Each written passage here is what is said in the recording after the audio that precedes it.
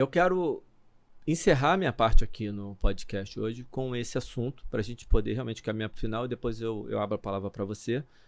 Porque o que aconteceu? Eu recebi muita mensagem assim, é isso mesmo, cara, é importante, a galera tem que entender que não pode ter preconceito. Do outro lado já tem um monte de gente tomando, aí fica focando no remédio, a questão é a mudança do ambiente, tem que mudar as políticas públicas, então, ficou meio que lado A e lado B, sabe, sem aquele meio do caminho. E eu quero trazer esse ponto aqui, da minha posição, eu sei que a sua é muito parecida com a minha, porque é importante a gente esclarecer essa visão. Eu vou trazer uma visão filosófica, que talvez eu me equivoque um pouco, porque eu sou um garoto na filosofia, mas parece que tem uma coisa chamada peneira do conhecimento do Sócrates, que ele fala que você vai peneirar, primeiro tem que ser verdade, depois que você viu se é verdade, você vê se é bom, e se for bom, tem que ser útil. Você vai peneirando. Então, eu acho que é uma verdade que a obesidade é um problema. E a gente começa a ver... E aí, quando eu estou falando em verdade aqui, neste sentido, pessoal, Cauê, aquilo que a gente consegue encontrar na ciência no momento, sem entrar muito filosoficamente no que é verdade.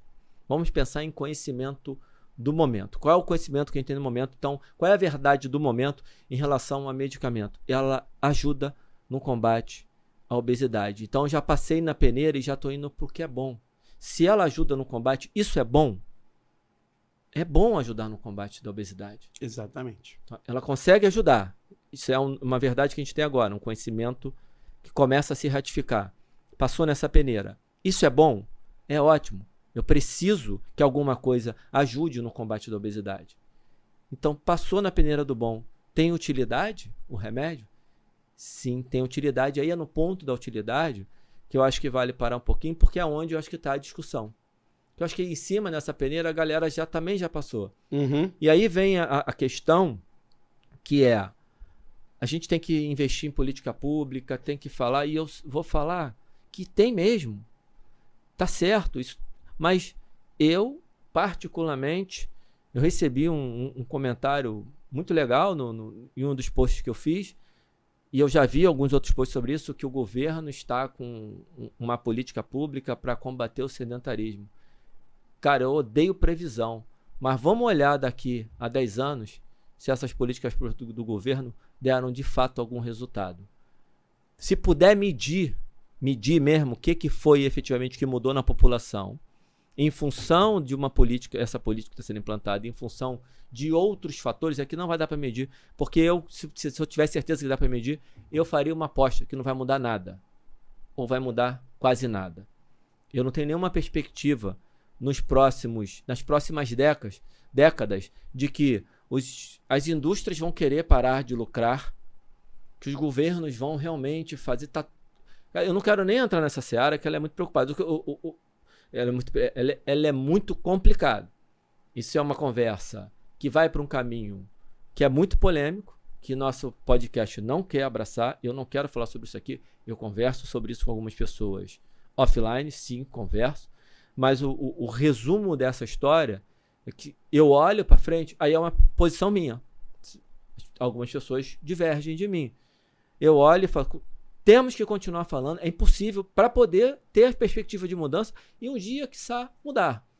Mas no cenário que a gente vive, eu não vejo para esta geração nenhuma possibilidade de mudança efetiva do ambiente que vai impactar positivamente os níveis de atividade física e a qualidade da alimentação da população. Então, se nós ficarmos esperando que isso aconteça, nós vamos morrer na praia. E aí a previsão é que eu acho até exagerada, que em 2060 o Brasil tem 88% da população obesa. Se a hipótese do John Speakman estiver correta, isso não vai acontecer. Se a hipótese do Jamie News estiver correta, vai lá no episódio 6 da temporada 3, que a gente está explicando as duas hipóteses. Aproveitei e fiz um jabá de mais um episódio.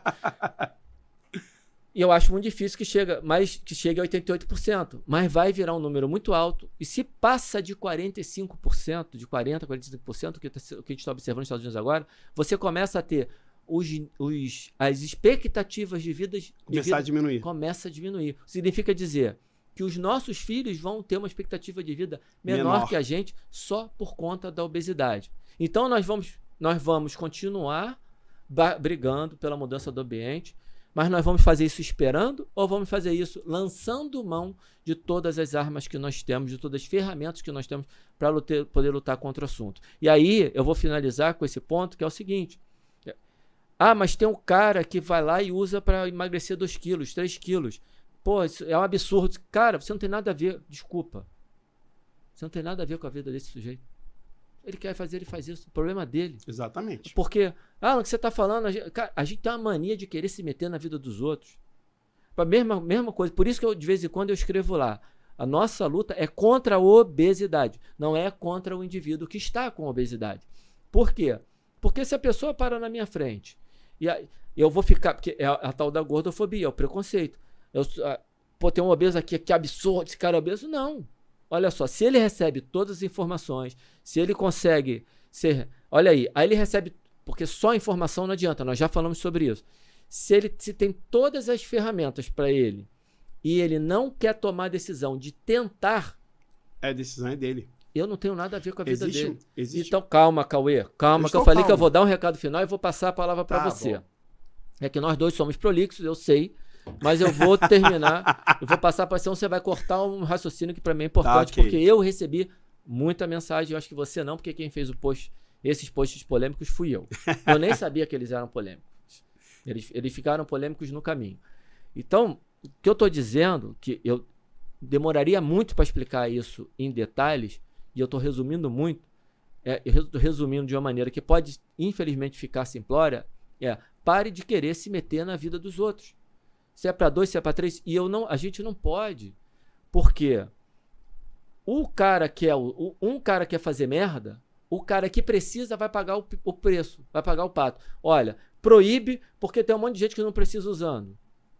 Aí o cara que precisa não usa. E o que eu estou falando do obeso é que é muito mais delicado do que eu estou falando, porque não é essa questão de ser só uma decisão dele. Isso esse buraco é bem mais embaixo do que isso, mas ele precisa receber todas as informações de que também tem uma parte que é dele. Porque senão fica, olha, a culpa é do ambiente, a culpa é da política pública, e o cara que está lá fala assim, tá vendo? Eu tô obeso porque tudo é contra mim e eu não tenho o que fazer. Não, meu camarada, você tem o que fazer sim. Você quer fazer? Aí tem gente capacitada a ajudar. Vai ser fácil? Não.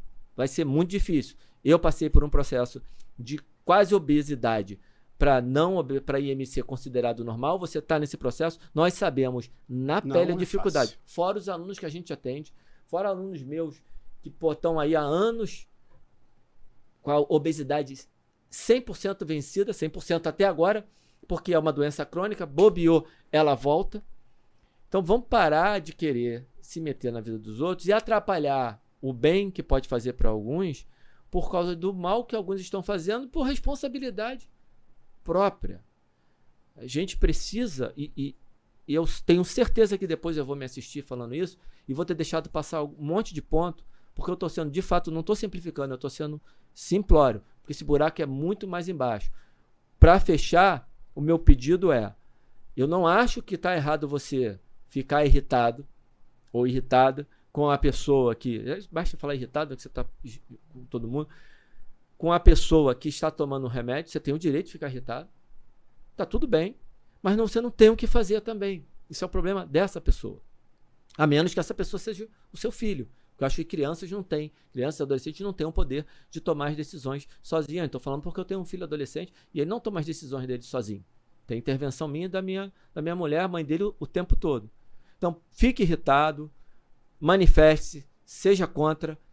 E eu já vi algumas pessoas se manifestando, está tudo certo, faz parte, mas entenda. Aí eu também estou falando, eu não quero que você pare de falar. Tá vendo como é que é o respeito à individualidade? Você não gosta, você tem o direito de não gostar, você tem o direito de falar, mas eu só estou querendo passar um entendimento de que o meu medo é daqui a pouco quererem proibir um negócio que pode ajudar muita gente.